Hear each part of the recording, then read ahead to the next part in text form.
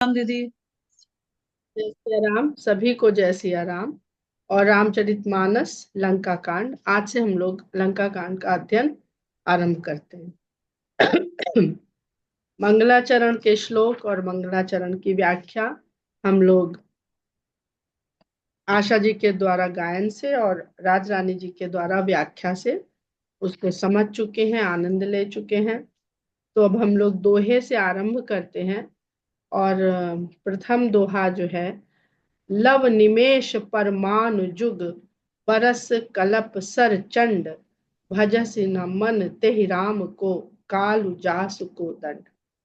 क्योंकि ये लंका कांड है और लंका कांड का जो पहला दोहा है उसमें हम लोग भगवान के सगुण रूप के, जिस रूप का दर्शन कर रहे हैं वो धनुर्धारी भगवान राम है, और जिसमें उनके बाणों की भी चर्चा हो रही है और उनके धनुष की भी चर्चा हो रही है। तो ये बहुत महत्वपूर्ण है कि भगवान राम का सगुण रूप में प्राकट्य हुआ है बालकांड में।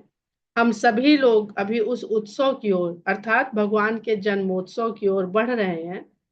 और भगवान के जन्म से पहले गोस्वामी जी बहुत सारी चर्चा भगवान की करते हैं, क्यों अवतार लेते हैं इसकी करते हैं, और उसके बाद निर्गुण सगुण रूप में कैसे प्रकट होता है इसके बारे में बात करते हैं। और हम देखते हैं कि जाकी रही भावना जैसी, प्रभु मूरत तिन देखी तैसी, ये कहा जरूर गया है जनकपुरी के स्वयंवर के समय, परंतु पूरे रामायण में, पूरे मानस में यह सिद्धांत दृष्टिगोचर होता रहता है।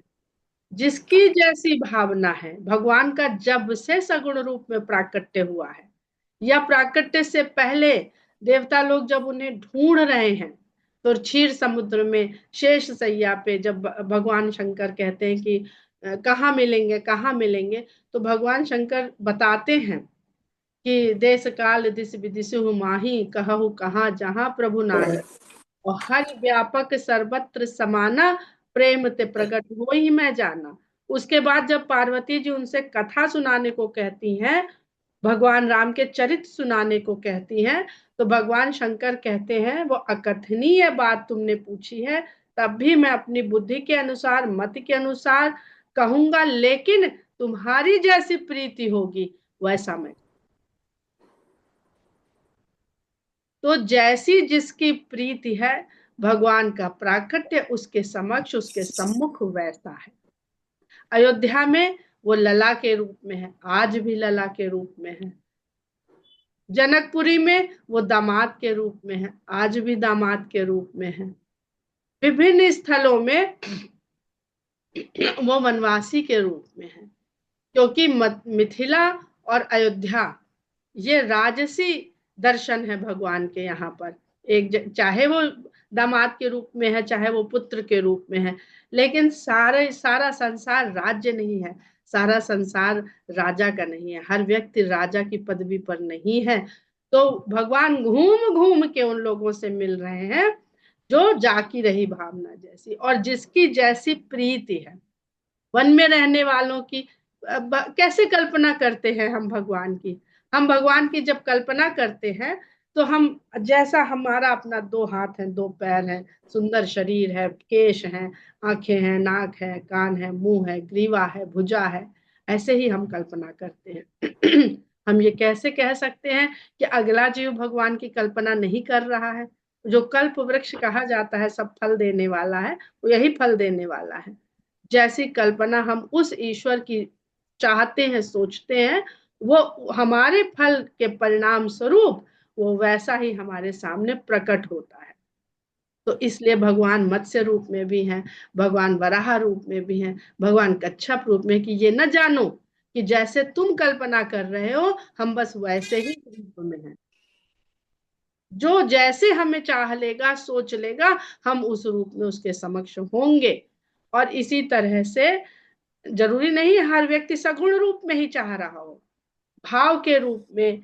आज वंदना ने जो पोस्ट डाली है वहां पर भावना की बात है। तो अगर हमारे भीतर भाव के रूप में हम भगवान को चाहते हैं तो वो भाव रूप में प्रकट होते हैं। हम लोग इस पर नवमी के दिन या नवमी के बाद अवश्य चर्चा करेंगे। तो यहाँ पर लंका में एक जगह और भगवान योद्धा के रूप में प्रकट हुए हैं, जब खरदूषण त्रिशिरा का वध किया है। गोस्वामी जी ने क्या ही सुंदर वर्णन किया है भगवान के उस रूप का, बहुत सुंदर वर्णन है। मुझे वो रूप इतना, जब गोस्वामी जी लिखते इतना सुंदर लगता है कि कल्पना करते हैं तो अद्भुत कल्पना चित्र उत्पन्न होता है।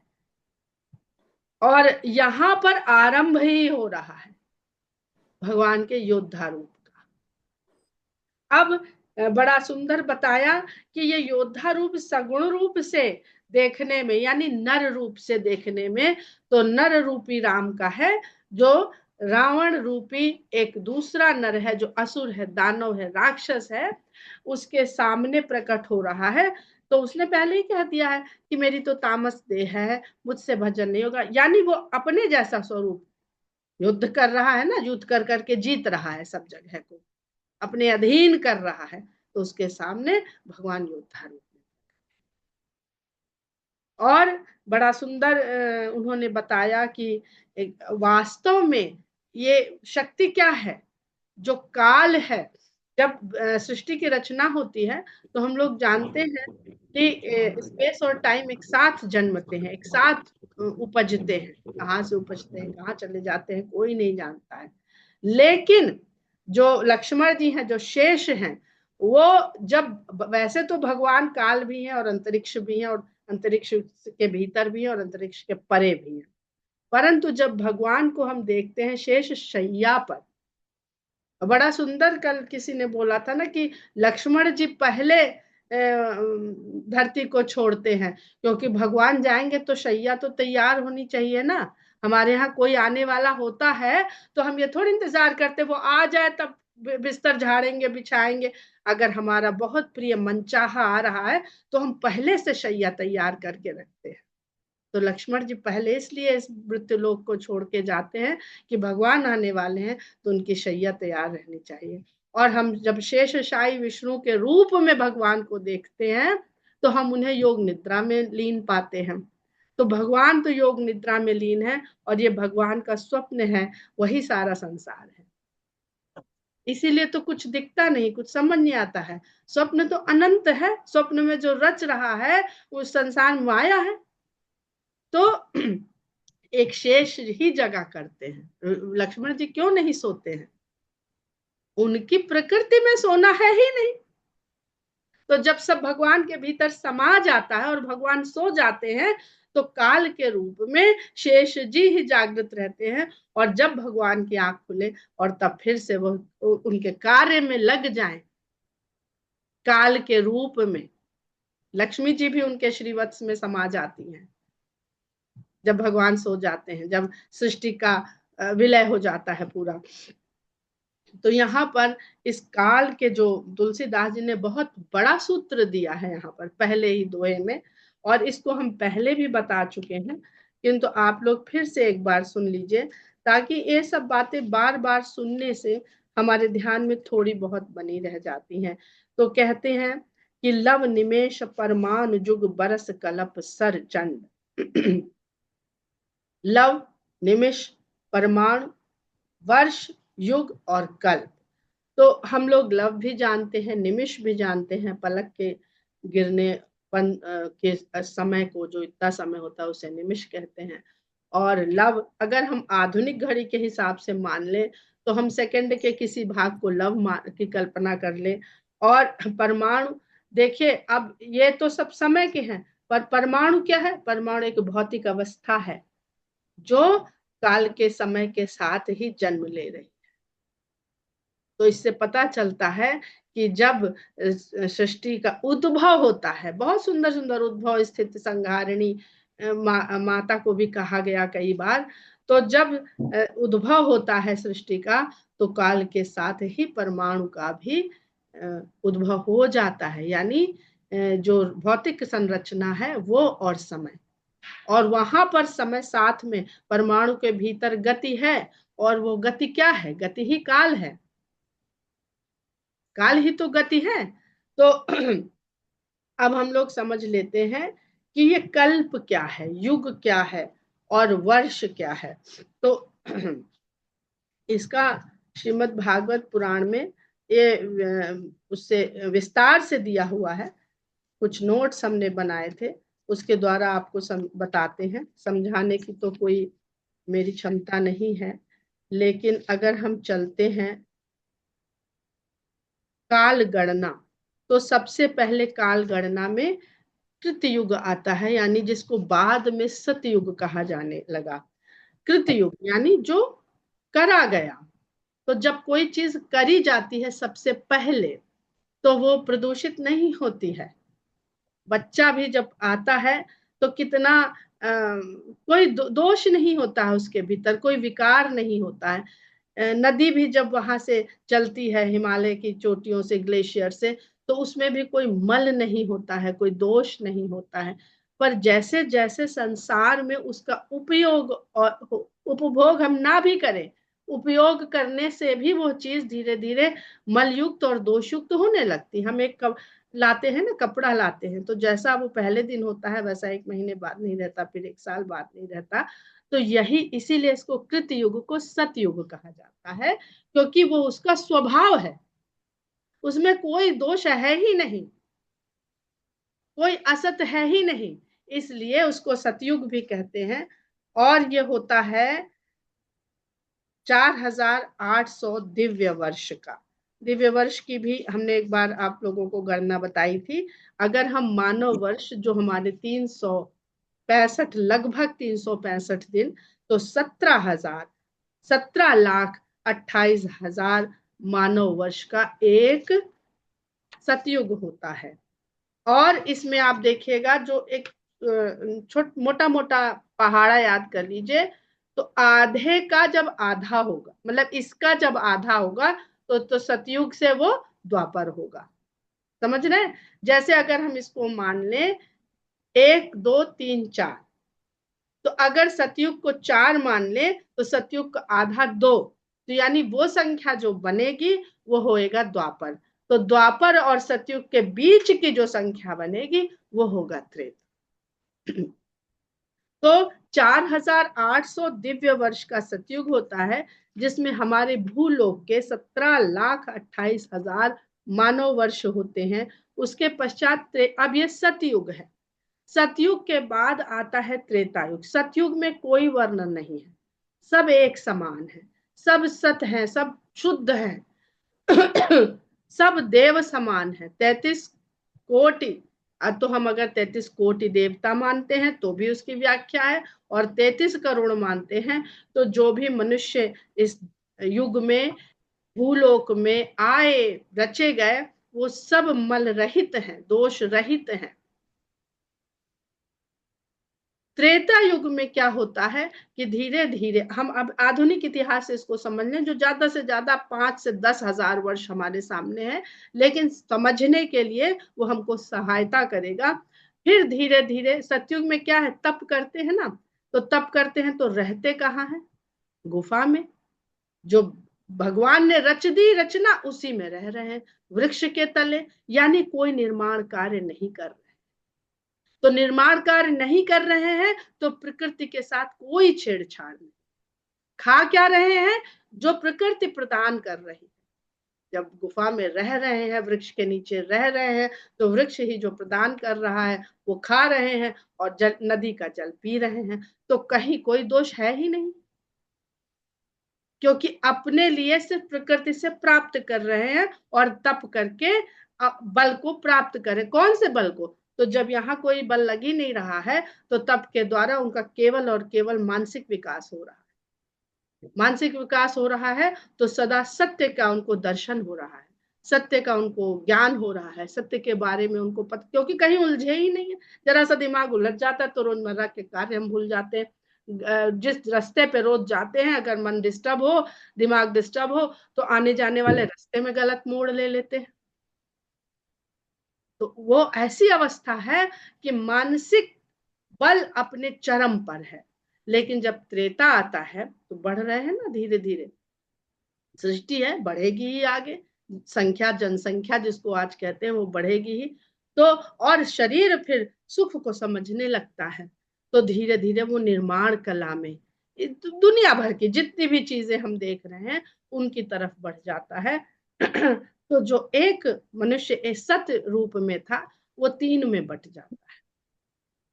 तीन में बट जाता है तो क्या होता है कि तीन वर्ण बन जाते हैं, ब्राह्मण, क्षत्रिय, वैश्य।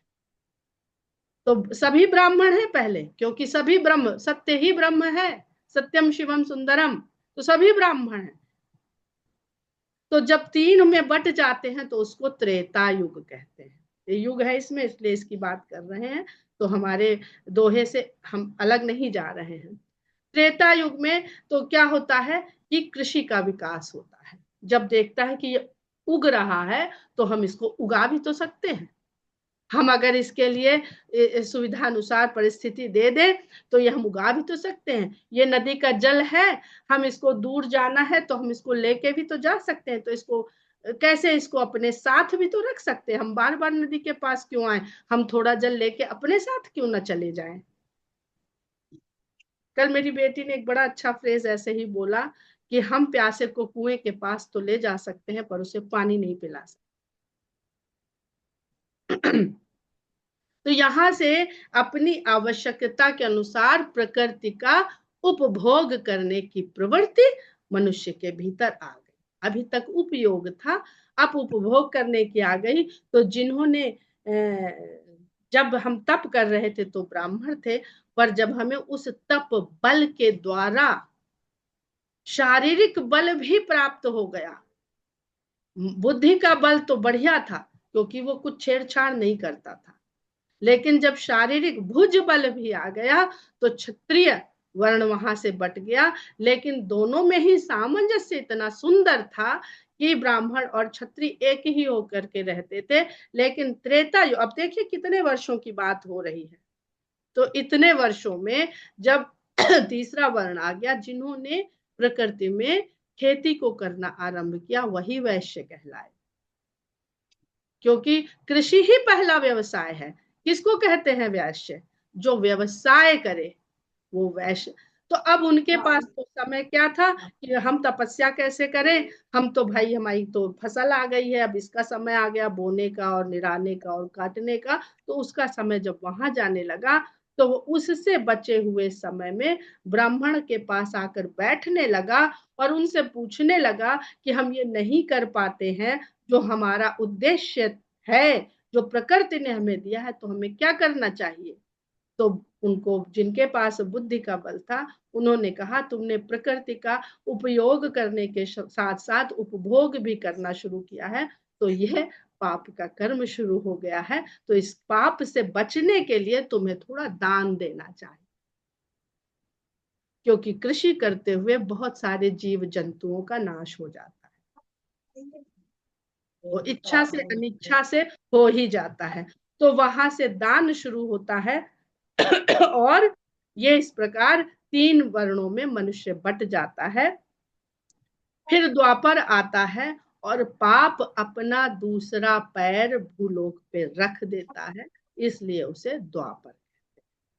तो सतयुग, त्रेता, द्वापर और कलयुग की तो महिमा हम सब जानते हैं। गोस्वामी जी भी अभी उत्तरकांड में बहुत बखान करेंगे कलयुग की महिमा का। गुण दोष दोनों सब में होते हैं, गुण दोष हर युग में रहे हैं, क्योंकि गोस्वामी जी ने खुद ही बताया है कि सृष्टिकर्ता ने, विधाता ने गुण और अवगुण को मिलाकर सान दिया है, तब इस सृष्टि की रचना करी है। तो जब गुण और अवगुण को सान दिया है तो ऐसा थोड़ी है कि सतयुग में दोष नहीं था, मात्रा इतनी कम थी कि नगण्य थी, और बड़ी जल्दी तप के द्वारा, प्रायश्चित के द्वारा उससे मुक्त हो जाते थे। भाई कर्म बंधन भी तो उतने ही ताजे हैं, जल्दी छूट गए। अब तो जाने अनगिनत जन्मों के हमारे ऊपर कर्म बंधन लद गए हैं, तो वो तो छूटने में अभी असंख्य जन्म लगेंगे। तो इस प्रकार त्रेता युग आता है और त्रेता युग में 12,96,000 मानव वर्ष होते हैं और 3,600 दिव्य वर्ष होते हैं। उसके बाद द्वापर है, जिसमें देखिए तो उसका आधा जो सतयुग का था 8,64,000 मानव वर्ष और 2400 दिव्य वर्ष। अगर हम दिव्य वर्ष भी अभी बता देंगे, उसके बाद कलयुग आता है तो 1200 दिव्य वर्ष का है। तो अगर हम कलयुग से चलें और दिव्य वर्ष में चलें तो हमारे लिए पहाड़ा सरल रहेगा। 1200 दिव्य वर्ष का कलयुग, 2400 दिव्य वर्ष का द्वापर। अब ये 1 से 2 और 2 से फिर उसका डबल होता है और फिर इस तरह से बढ़ता है।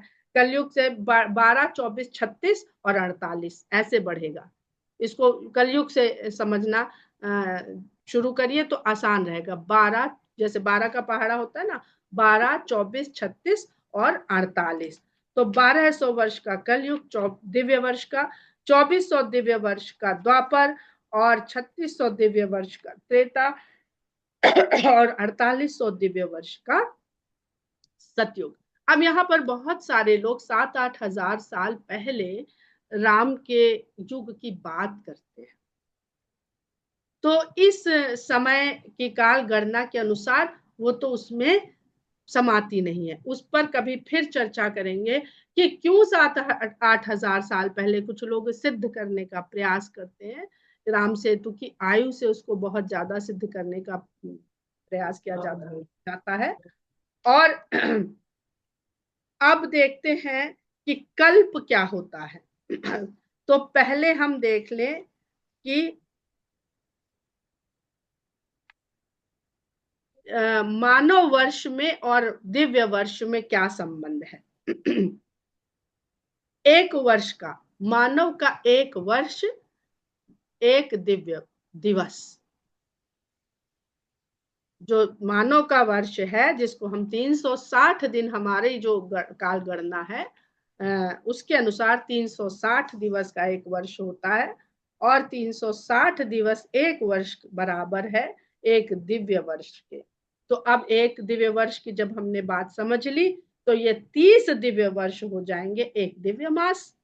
हमारे ही कैलेंडर के मुताबिक दिव्य कैलेंडर चल रहा है और 30 दिवस का जब एक मास हो गया तो 12 दिव्य मास का एक दिव्य वर्ष हो गया। अब कैलकुलेशन आप लोग लगा लीजिएगा, सब 360 से गुणा करके मिल जाएगा, उसकी कोई आवश्यकता नहीं है। खाली काल कितना विशाल है हमारे सापेक्ष, हम इसको जानना चाह रहे हैं।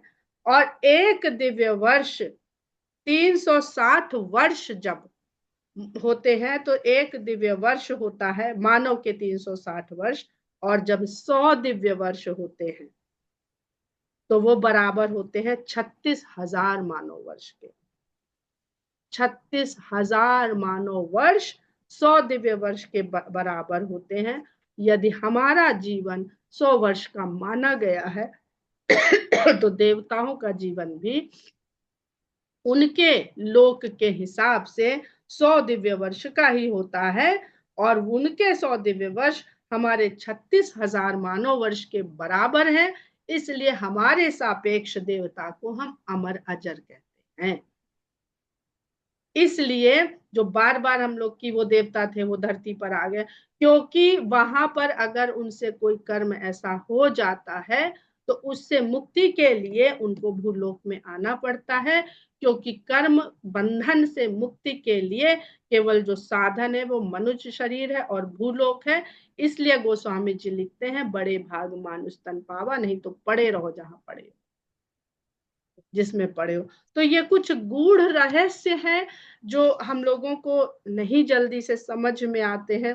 फिर इसी तरह कलयुग, द्वापर, त्रेता, और ये हम लोग अब यहाँ से मल्टीप्लाई करके हम उसको समझ सकते हैं। जब हमने दिव्य वर्ष जान लिया तो 1200 दिव्य वर्ष से, इसी गणना से हम मानव वर्ष से कलयुग को समझ रहे हैं, द्वापर को समझ रहे हैं, त्रेता को समझ रहे हैं और कलयुग को समझ रहे हैं।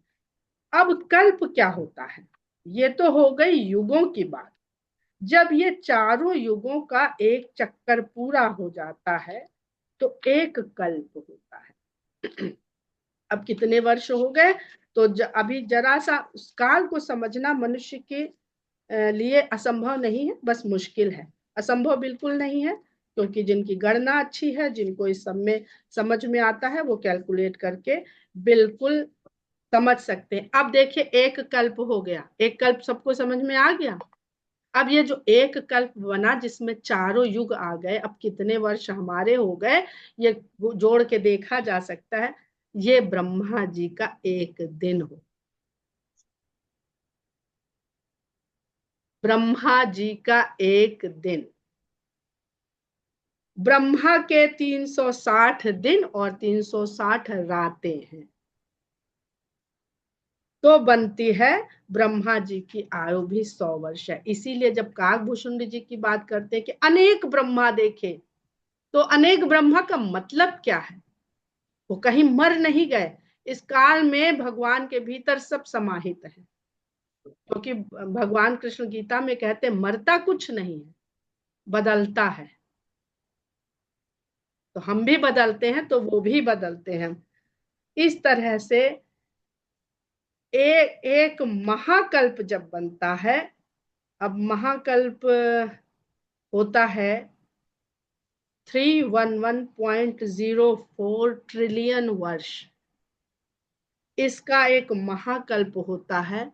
और यह है विष्णु भगवान की एक सांस। विष्णु इसीलिए कहते हैं कि वो समझ से परे है। अभी हम उससे उपजे काल को तो समझ नहीं पा रहे हैं, हम उसे समझने चले। और किसके सहारे चले हैं? बुद्धि के सहारे चले। तो ये विष्णु भगवान की एक सांस है जो उन्होंने छोड़ी है, जिसमें ये सारा योग निद्रा है ना, योग निद्रा में श्वास की एक एक प्रक्रिया होती है। उतनी देर छोड़ेंगे, फिर कुंभक करेंगे, फिर खींचेंगे। और जब भगवान सांस खींचेंगे तो ये जो छोड़ने से सब रचना हुई है, ये सब उनके उदर में समा जाए, ये सब वहीं चला जाए। और अब महायुग, जब 71 महायुग हो जाते हैं, तब एक मनवंतर होता है। मनवंतर हम लोग बहुत सुनते हैं। जब 71 महायुग हो जाते हैं, हमें तो कभी याद नहीं होता, हमने इसीलिए लिख लिया था। लिख लिए हैं तो थोड़ा बहुत आप लोग के सामने बोल के बता देते हैं कि देखो हमें पता है। हमें पता नहीं है, ये लिखा ना हो तो कुछ नहीं याद है। 71 महायुग का एक मनवंतर और 14 मनवंतर का एक कल्प है। तो कल्प का मनवंतर से भी एक ये गणना है। इसको फिर से सुन लीजिए कि 1200 दिव्य वर्ष, 4 युग, जब ये 4 युग हो जाते हैं तो एक दिव्य युग या महायुग होता है। युग तो सबको समझ आ गया। तो जब चारों युग का एक फेरा हो गया तो ये एक दिव्य युग बना, एक दिव्य युग या महायुग बना एक। और जब ऐसे 71 महायुग हो गए तब एक मनवंतर बना। और जब 14 मनवंतर हो गए तो एक कल्प बना। और वर्तमान में ये 28वां कल्प चल रहा। तो हमारे ही समय की सृष्टि भगवान ने कब से रची हुई है और कब तक ये चलेगी। इसीलिए कहते हैं ये कोई जान नहीं पाएगा। इसमें दिमाग भिड़ाने से अच्छा है कि आप शरणागत हो जाइए और वो जाने। हम जान भी लेंगे तो हम रहेंगे क्या जो हम पलट के बताएंगे? हम क्या है? हमारी अपने जीवन के काल इसके नगण्य से भी कम है, नगण्य से भी कम है। तो ये है काल की गणना, जिसके लिए गोस्वामी जी लिखते हैं कि लव निमेष परमाणु जुग बरस कल्प सर चंड। ये तो भगवान के बाण है, प्रचंड बाण है, सरचंड प्रचंड बाण है। भजस न मन ते ही राम को, कालु जासु को दंड। अभी तो ये खाली उनका धनुष के बारे में जानने के लिए, जिस धनुष को उन्होंने धारण किया हुआ है उसको कब जानेंगे? अनेक जन्म ले लेंगे तो भी नहीं जान पाएंगे। और भगवान लक्ष्मण जी से कहते हैं ना कि अरे वो तो लक्ष्मण मारने को बहुत है, वो जन्म क्यों लिया है? अभी अयोध्या कांड में भी उन्होंने कहा है कि भाई हमने किसी को निषाद राज से कहा कि हमने तुम्हारे जैसे भक्तों के लिए शरीर धारण किया है, किसी को मारने वारने के लिए शरीर नहीं धारण किया। मारने वारने का काम तो वैसे ही डिपार्टमेंट में हमारे इतने लोग हैं जो मारने की क्षमता रखते हैं, कुछ करना भी नहीं पड़ता है। तो ये इतना सुंदर दोहा है कि यही अपने आप में, आज पूरा समय इसमें निकल गया एक दोहे को, काल को समझने में। तो अब आगे की जो चर्चा है, जो सोरठा है, वहां से आरंभ करेंगे। और क्योंकि हम लोग बहुत बार पढ़ चुके हैं, तो इसलिए मन करता है कि कथा तो पता ही है सबको, पर कथा के भीतर गोता लगाने से जो अनंत कथा का भाव है वो मिलता रहे तो अधिक अच्छा है। बाकी अगर आपको अच्छा लग रहा है तो बहुत अच्छा है, और अगर नीरस लग रहा है तो जो पढ़ाई होती है कभी कभी थोड़ी नीरस भी हो जाती है, पर पढ़नी पड़ती है। जय सिया राम। जय सिया राम।